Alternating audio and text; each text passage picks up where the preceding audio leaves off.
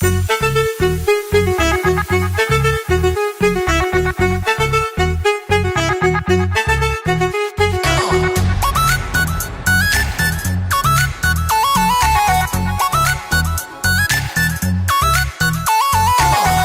के देखिलो तो हो जाई हाला, का करी हमारा न कुछ बुझाला। अरे का करिए सखी,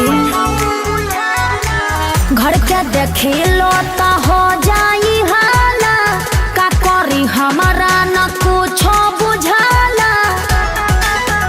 मम्मी पापा से सब कुछ छुपैले बानी, सीना पटाटू बनबैले बानी, अल्लाह भर के नाम लिखबैले बानी।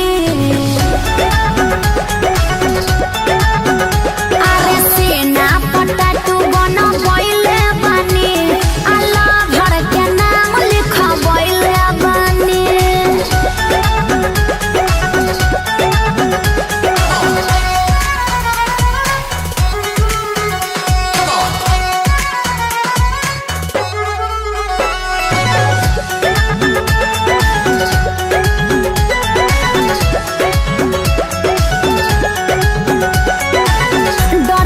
यार हो जानी परिवार हो, परी जब मार हो लागे बखार हो।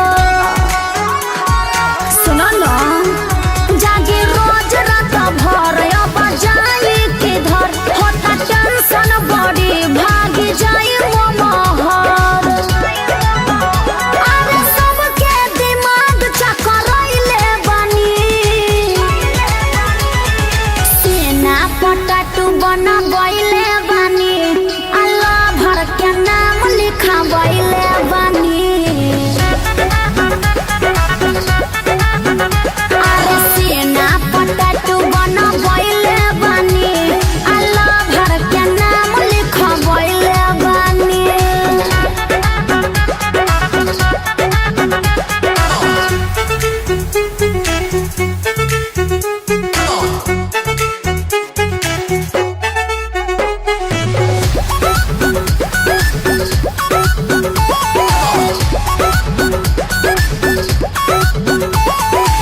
हमार हा भाई बड़का कसाई, देखी तो मुआई न तो काट के हलाई। अरे का करी हम, हमार होई पिटाई, कौन बुद्धि लगाई, पड़ल आफत में जान हम कैसे बचाई। अखनी अर्जुन रवि से बतैले बानी,